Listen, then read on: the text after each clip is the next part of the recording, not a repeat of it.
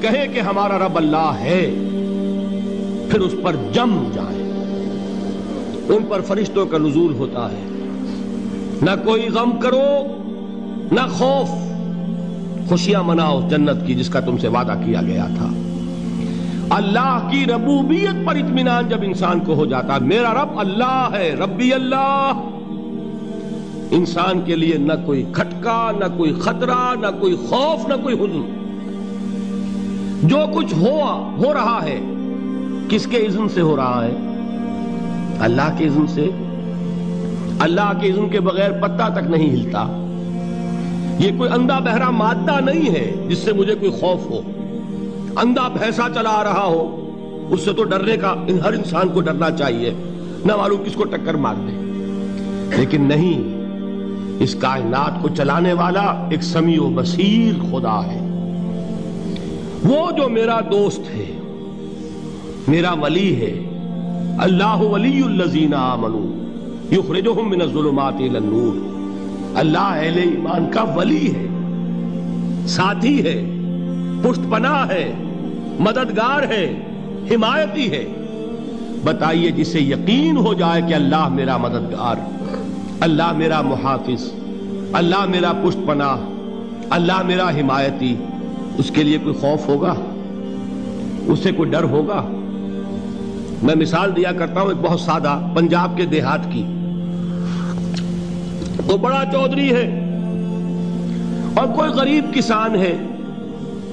اس غریب کسان کے جانوروں کو ہر وقت اندیشہ ہوگا چوری کا، کوئی میری بھینس کھول کر نہ لے جائے، کوئی میرا بیل کھول کر نہ لے جائے۔ لیکن جس کے بارے میں یہ سب کو معلوم ہو کہ وہ جو بڑا چودھری ہے وہ اس کا دوست ہے، اس کی بچیا کو کوئی خوف ہوگا؟ اس کی بھینس پر کوئی ہاتھ ڈالے گا؟ اسے کوئی اندیشہ ہوگا؟ نہیں۔ کیوں؟ کہ وہ بڑا چودھری، بڑا اس کا یہاں کا سردار، جاگیردار، سب کو معلوم ہے وہ میرا دوست ہے، کوئی میرے خلاف اقدام نہیں کر سکتا۔ اس دنیا میں یہ چھوٹی سی بات اگر آپ کے دلی اطمینان اور سکون کا باعث بن سکتی ہے تو ذرا تصور کیجئے۔ میں لفظ تصور استعمال کروں گا صرف اس لیے کہ اس کا ہم جس کو کہتے ہیں ادراک اور شعور کر نہیں سکتے، اگر کے ساتھ کر سکتے۔ اگر یقین ہو کہ اللہ میرا مددگار اور یقین ہو کہ اللہ ہر آن میرے ساتھ ہے، پھر کوئی خوف، کس کا خوف؟ کوئی شے اللہ سے بالا تر ہے؟ کوئی قوت اس سے زیادہ طاقتور ہے؟ کوئی اس کے ارادے کو بدلنے والا ہے؟ کوئی اس کی مشیت کے آڑے آنے والا ہے؟ یہی بات ہے جو حضور نے فرمائی۔ یہ ایمان کا حاصل ہے لب لباب، کہ دیکھو اچھی طرح اس بات کو ذہن نشین کر لو، اگر تمام انسان مل کر تمہیں کوئی نقصان پہنچانا چاہے نہیں پہنچا سکتے مگر جو کچھ اللہ نے لکھ دیا ہو، اور تمام انسان مل کر تمہیں کوئی نفع پہنچانا چاہے نہیں پہنچا سکتے مگر وہ شے جو اللہ نے طے کر دی۔ آپ پھر میں کہوں گا ذرا طاری کیجئے، اسے فرض کیجئے، اسے سوچئے۔ اگر اس حدیث پر ہمارا دل ٹھکا ہوا ہو تو کسی سے ڈر ہوگا؟ یہ مجھے نقصان نہ پہنچا دے، یہ میری رپورٹ خراب نہ کر دے، یہ میری انکریمنٹ نہ رکوا دے، یہ میرا یہ نہ بگاڑ دے، یہ میرے یہ نقصان نہ پہنچا دے۔ اس کا ڈر، اس کا ڈر، اس کا خوف، اس کی خوشامد، اس کے لیے جا کر طرح طرح سے اپنی عزت نفس کو ذلیل کروانا اس کے سامنے، یہ سب کچھ کیوں کرتا ہے انسان؟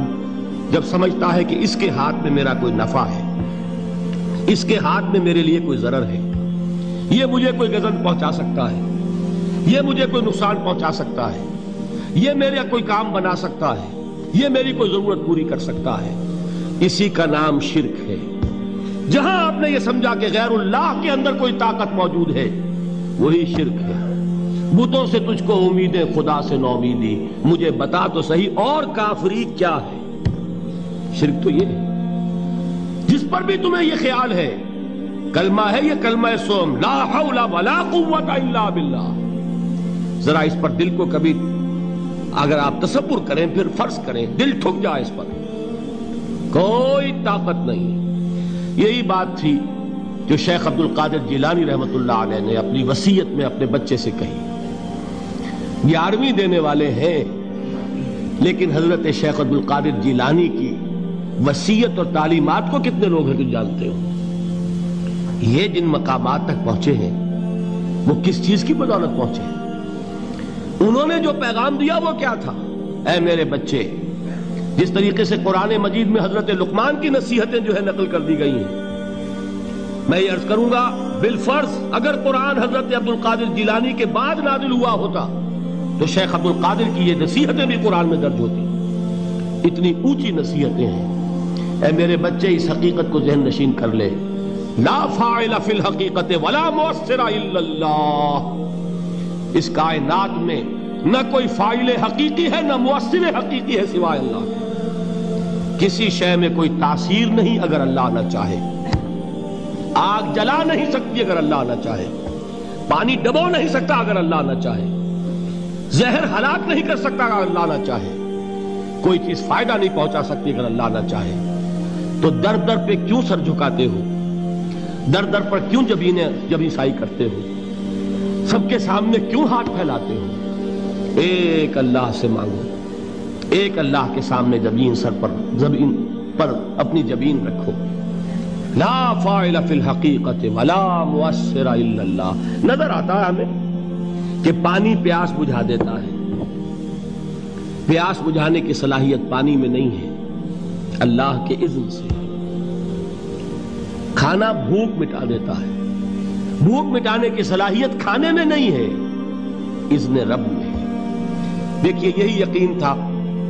حضرت موسیٰ علیہ السلام کا واقعہ یاد کیجئے. سامنے سمندر آ گیا ہے، قوم دیکھتی ہے پیچھے کہ گرد و غبار کا طوفان ہے. معلوم ہوا کہ فرعون اپنے لشکر سمیت آ گیا ہے. لشکر جب چلتا تھا تیز رفتاری کے ساتھ تو گرد و غبار کا جو طوفان اٹھتا تھا اس کا تصور کیجئے. اور لمحہ بلمحہ وہ قریب آ رہا ہے. پوری قوم نے کیا کہا؟ اے موسیٰ انا لمدرکون، اے موسیٰ ہم کو پکڑے گئے. قرآن مجید نے تو یہاں وہ باتیں نہیں لکھی ہے، لیکن تورات میں یہ درج ہے کہ بنی اسرائیل جھگڑنے لگے، دست و گریبان ہو گئے موسیٰ کے ساتھ. موسیٰ ہمیں یہاں مروایا لا کر، اس سے تو ہم ہی بہتر تھے. وہاں کھانے کو ملتا تھا، زندگی تو تھی، بیگار ہم کر رہے تھے، موت تو نہیں تھی. اب جو کچھ ہوگا اس کا تصور کرو، جس طریقے سے ہمارے ٹکڑے اڑائے جائیں گے. تو لڑ رہے ہیں حضرت موسیٰ علیہ السلام سے. یہ تورات کی تفصیل ہے. قرآن میں صرف اتنا آیا ہے، پریشان ہو کر انہوں نے کہا انا لمدرکون، موسیٰ ہم تو پکڑے گئے. اس وقت موسیٰ کا جواب کیا ہے؟ کلا ان معی ربی سیہدین. نہیں، میرے ساتھ میرا رب ہے، وہ راستہ دے گا. بتائیے کہاں راستہ نظر آ رہا ہے؟ یہ ہے ایمان بالغیب. راستہ نظر نہ آئے تب اللہ پر یقین ایمان ہے.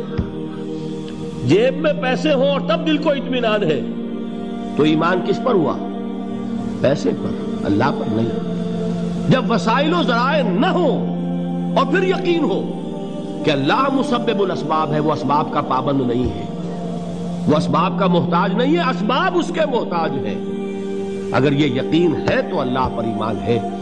یہ نہیں ہے تو تمہارا ایمان اسباب پر ہے، وسائل پر ہے، ذرائع پر ہے، مادیات پر ہے، اللہ پر نہیں.